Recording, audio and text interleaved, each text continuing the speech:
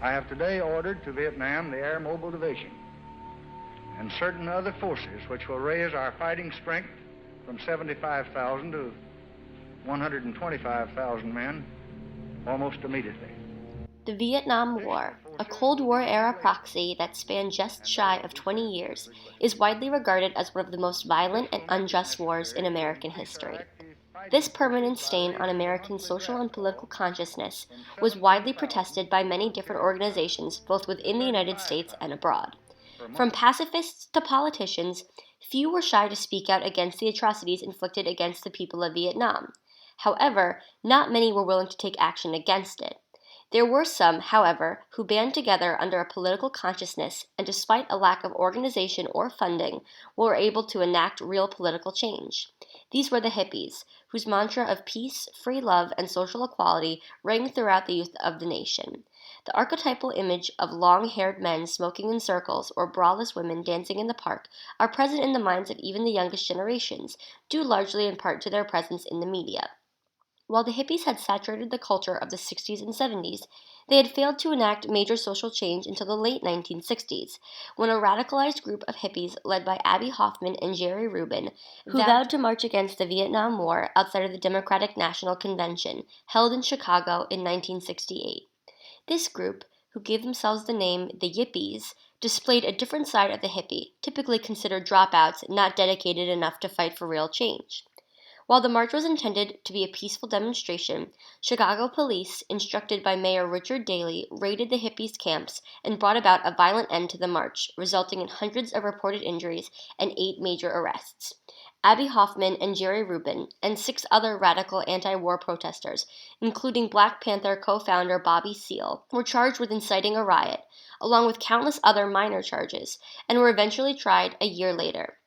Both the original protests and the subsequent trial were covered extensively in the media, providing one instance of a historical precedence for many of today's network-connected popular protests. Chicago 10 tells the story of the famous protests held in Chicago in August of 1968.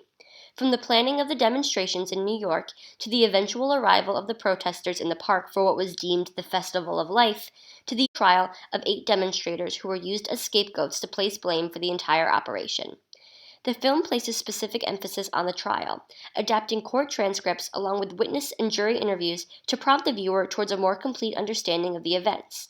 Released in 2007 by director Brett Morgan, Chicago 10 uses a combination of archival footage and stop-motion animation to juxtapose the public display of police brutality over the course of 3 days with the political farce that was the subsequent trial of the 8 protesters that spanned many months. The name Chicago 10 comes from the 8 protesters as well as their 2 defense lawyers that were charged with contempt of the court.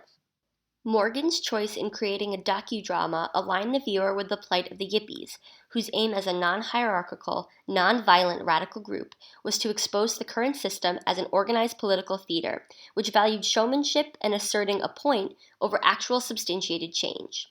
The Yippies believed that once the current system was exposed, it could be undermined, and the public would be more open to the understanding that politics did not simply occur in isolated trials or on the campaign trail, but rather that politics were the images you saw every day and the ways you lived your life. By intercutting scenes of militarized riot training camps and clips of Walter Cronkite, who was deemed the most trusted man in America, explaining that the Democratic National Convention would begin in a police state, with bright animation depicting the defendants entering the courtroom dressed in judicial robes and police uniforms, Morgan is both providing the context necessary to stage the events and taking the story outside of its context, allowing it to be applicable to a larger audience and varying social issues. Although Chicago 10 does not present a radically different narrative than those usually put forth in hippie versus police films, the form it takes allows it to contribute something different. The use of animation in the documentary form has become popularized in recent years, as video effects and digital manipulation have permeated most visual arts. By choosing to create a semi-animated docudrama, substituting the usual formula of archival footage and talking heads with more point-of-view, pseudo-verite narrative work, Morgan takes the audience out of the historical timeline and into the individual experiences of the defendants. For example, by assuming the point of view of the kiss that Abbie Hoffman blows to the jury, zooming through the courtroom, whizzing by the prosecutor's ear to hit the oldest, whitest jury member in the cheek, or bringing the viewer into a tight frame of Bobby Seale's embarrassed, exasperated face as he is brought out into the courtroom, gagged and bound to the chair. Morgan breaks the normal documentary form and puts the viewer in the eyes of the defendants, thereby further aligning the audience with their plight. Chicago 10 covers an incredibly contentious time, and in particular, a very violent event in recent American history, and the semi-animated form allows each viewer to recreate their own memories of that tragedy. Another animated docudrama that covers a contentious historical event is Waltz with Bashir.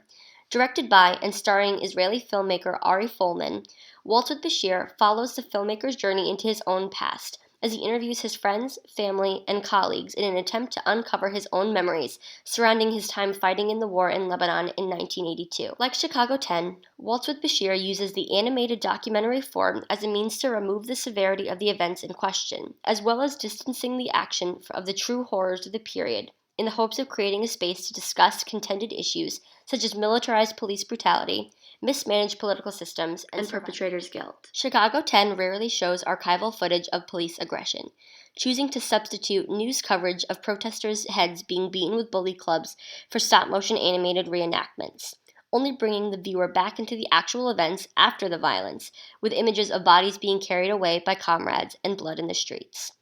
The universal question in showing violent images, whether journalistic or documentarian, is whether or not the violence attracts viewers for the wrong reasons. If relaying the violence to a larger audience removes the merit from the reporting, turning the event into the type of pornographic treatment of tragedy.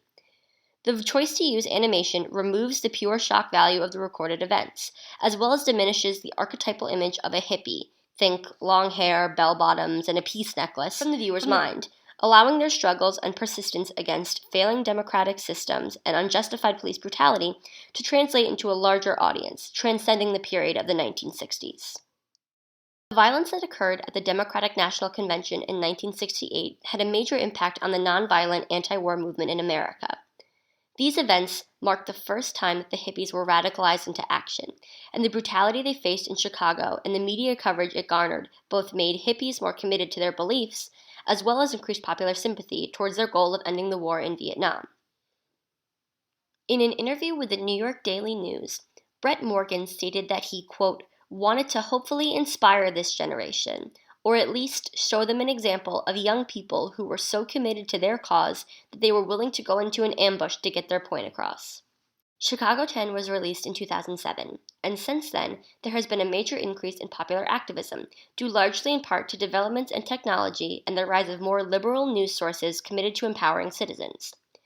As a product of these factors, a great deal of activism now occurs online, whether through the use of hashtags on social media platforms or through the viral spread of citizen-documented protest videos circulated through sites like YouTube. Similarly, short or feature-length protest documentaries no longer need to have major distribution, as high-quality video hosting sites such as Vimeo or even YouTube have allowed filmmakers to disseminate their works to a massive audience with little to no funding. Massively organized protests, such as those of the Arab Spring, documented in the film The Square, the popular movement protesting the mismanaged economy in Spain, depicted in 15m.cc, and the international protests in response to racism and white on people of color violence sparked by the death of Michael Brown Jr. in Ferguson, Missouri, have used similar methods as the Yippies in Chicago 10.